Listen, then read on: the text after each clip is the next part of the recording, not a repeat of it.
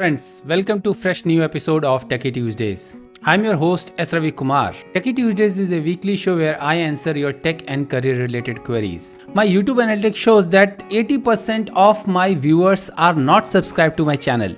So if you like my answers, then please hit that like button, subscribe to my channel and share this video with your friends, family and colleagues.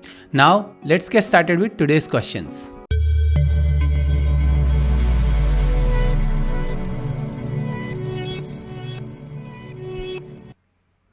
Today's first question is by Edison, and he is not Thomas Alva Edison, the one who invented light bulb. He is someone else living in current century. So his question is that, is .NET Core maintained by .NET Foundation? Edison, the simple answer to your question is no. .NET Core is not maintained by .NET Foundation. .NET Core is maintained by Microsoft and 284 plus contributors of .NET Foundation. So what is .NET Foundation? Let us understand that what .NET Foundation is and what does it do.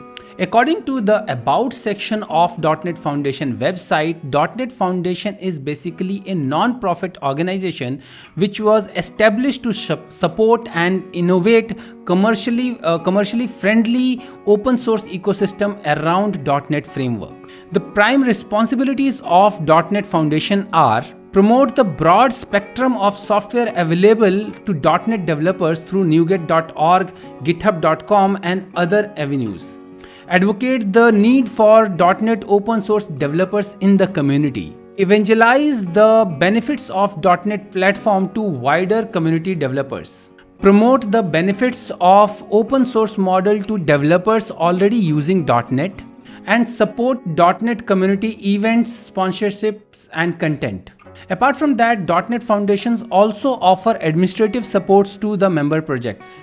These administrative support include project guidance, mentoring, legal guidance, support, marketing, and other communications. So in a nutshell, .NET Foundation is basically a non-profit organization whose main goal is to unite all the .NET developers under one umbrella. So no, it doesn't maintain the .NET Core framework. .NET Core framework is maintained by Microsoft, who has created and published .NET Core framework, and since .NET Core framework is open source, it is maintained by other 284 plus .NET developers who are basically open source contributors. Some of those 284 developers are also Microsoft employees. Next question is by Shruti. She's asking, what are some of the good projects that we can make for BTech final year computer science? Shruti, it primarily depends on what is your end goal of doing the project. If your end goal is just a formality to complete your BTech course or to finish your syllabus of your BTech course, then I would suggest you to better talk to your seniors or probably photocopy stall owners near to your college, because most of these photocopy stall owners already have ready-made projects available for sales in 100, 1000, 2000 rupees, which you can easily buy with all the documentation and you can submit it as your BTech final year project. However, if your end goal is to practically implement what you have learned in last 4 years of your BTech education, then my suggestion for you would be to scratch your own itch or solve a problem which you are facing in your day-to-day life using the technologies and frameworks which you have learned in your last 4 years of your BTech education. For example, you are maintaining a magazine of news for your college, so maybe you can build a blog engine or content management system in any of the programming language which you have learned in last 4 years, be it C#, be it .NET, be it Java, be it Angular. So you just solve a problem. Once you are passionate about a problem, you will of course find a way how to solve those problems using the technologies and using the things which you have learned in last 4 years of your BTech education. So try to solve a problem which you are facing in a day-to-day life. That would be the best idea for the project for your BTech final year if you really want to practically implement what you have done in last 4 years. Next question is by Shubham. He's asking, Is .NETketchup.com a legit website to stay technically updated for .NET developers? Shubham, you check the legitimacy of a product or a service when you are paying for it.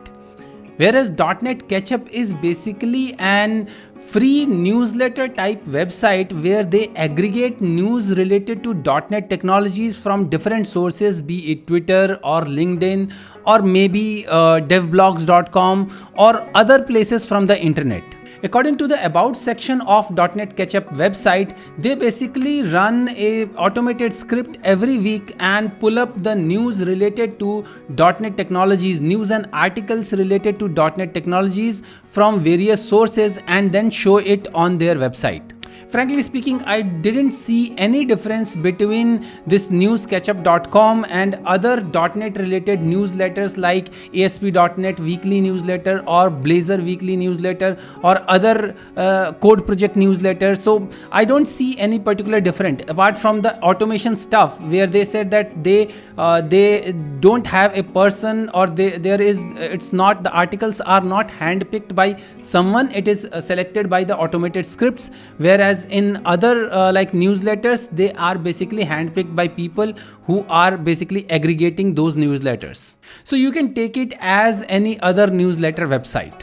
And some of the articles may contain opinion of the people who have written those articles, not actually Microsoft's actual opinions or not actual Microsoft directions. If you really want to know about the direction or roadmap of .NET technologies or anything related to .NET technologies from the Microsoft people, then you should follow devblogs.microsoft.com, which is the official blog site of Microsoft, where Microsoft basically releases article based on technology which release.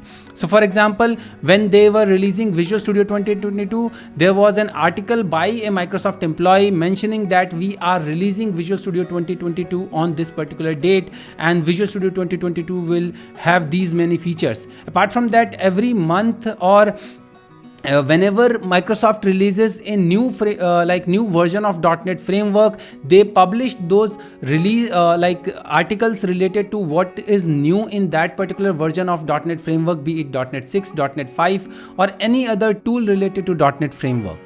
So if you are thinking about legitimacy, then the most legitimate source for getting .NET related information would be, of course, devblogs.microsoft.com. Next question is by Ketan Pandey. He's asking, is it hard for a developer to work without Stack Overflow? Ketan, no. In my opinion, it's not at all hard for a developer to work without Stack Overflow. Stack Overflow is just 10-15 years old, whereas .NET developers or other developers are working in this industry since last 20-30 years. See, Stack Overflow is just a forum or just a website where people post their questions, technical questions related to any language, and other people answer those technical questions based on their knowledge or their experience. It's a platform to share knowledge and help other people by solving their problems. But it's not a replacement for the official documentation of that particular technology or framework. Usually when a developer works, he works based on the training he has got about that technology or framework from the sources wherever he has got the training and her own experience. So if I take my example, when I am working on .NET related application since last 10-20 years, I was basically following the training which I have got while learning .NET from .NET experts, be it either website or training tutorials or any places like that. I only visit Stack Overflow when I face some challenge or some problem, and it doesn't happen regularly or it doesn't happen daily. Even though I'm a experienced developer, even for beginner developers also, I don't see them always looking on Stack Overflow for answers to their technical problems, because they don't face that much technical problems regularly. And then there are other platforms also apart from Stack Overflow related to each and every technology. For example, when I was working with Xamarin, when I was working on Xamarin related application, there was Xamarin forums for that. Then there is C# forum, C# corner forums for many technical discussion. It's kind of like a Stack Overflow for C# developers or other technologies also. Code Project also has their own forum. So there are many forums, many applications like Stack Overflow where people can get answers to their problems. But it happens only, you can say, only in 100 days, 1 or 2 days, a developer will face a problem for which he has to go to Stack Overflow or other such forum platforms. Otherwise, everything is there in the product documentation, or developers do it from their own personal experience and training of that particular framework or technology. So the answer to your question is that no, it's not at all hard for a software developer to work without Stack Overflow. Next question is from Nisha. She's asking, can a 26-year-old Indian commerce graduate become a software developer by learning programming via bootcamp? Have you met anyone in your field with the same degree allowed in the IT industry? Nisha, it primarily depends on the capability of that person. Personally, I haven't met any such person who is from non-IT background and came into IT just by doing any bootcamp or just by doing a short-term course. That was possible around 10-15 years back, when there was less people in IT field and there was lots of requirements in IT fields for developers.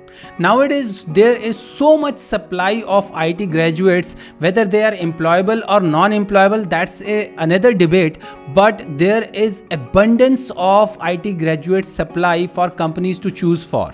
That's the reason I don't encourage people from non-IT background to come into IT field or by doing any kind of paid bootcamp or any kind of these activities, because these bootcamps are just a way to earn money for some people. However, they won't be able to help you grow in your career. The examples which these bootcamp advertisements show are basically exceptional scenarios. Those students were already exceptions in their class. They were really hardworking. As I said, that it personally depends on person to person and the capabilities of the persons. And that kind of exception you can find in every field. There are many writers who are basically IITians. So many IITians have become popular writers. Many IITians have become comedians. Many IITians have become actors. So it basically, as I said, that exceptions are already there. So if you are really interested in learning development, it doesn't matter from which background you come from. It matters that how you showcase your capabilities and how expert you are. Next question is by Sana Khan. She's asking, what are the different types of .NET framework? Sana, primarily there are 3 types of .NET framework. Rest all of the frameworks are basically dependent on .NET framework, but majorly they all are dependent on these particular 3 types of .NET frameworks. The first one is .NET framework. So .NET framework is the oldest framework. It's a Windows only framework, which means that if you develop application using this .NET framework, your application will require Windows operating system to run. So this is a Windows only framework, and you can build web as well as desktop applications using this .NET framework. The version with which it started was of course 1.0, and right now the current latest version of this framework is .NET Framework 4.8. Next one is Mono framework. So Mono framework is basically a black box implementation of .NET framework. It was created by Miguel de Casa back in early 2000s, I guess. It was released along with .NET framework. It came just after a few years of .NET framework. Using Mono framework, you can build web as well, cross-platform, mobile and desktop application. I don't know much about whether anybody has built web applications using Mono framework or not, but I know that with using Mono framework, you can build web and desktop and mobile application, cross-platform desktop and mobile applications using C# and Mono framework.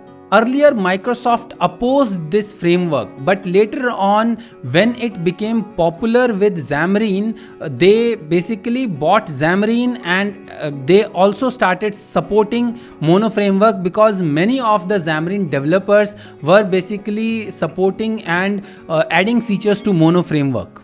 The third one is .NET Core or .NET 5 or .NET 6. So .NET Core is the one with which cross-platform development of .NET started. .NET Core is officially supported by Microsoft. It was built by Microsoft and it was released in mid of 2016. Using .NET Core framework, you can build cross-platform web applications.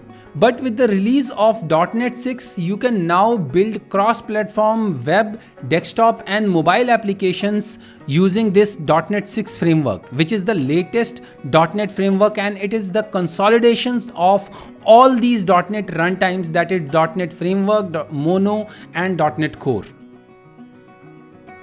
So these were my answers to your tech and career related queries in this episode of Techie Tuesdays. If you want your questions to be answered in future episode of Techie Tuesdays, you can DM me your questions with hashtag Techie Tuesdays on any social media platform. Or my social media handles are Techie Rathor.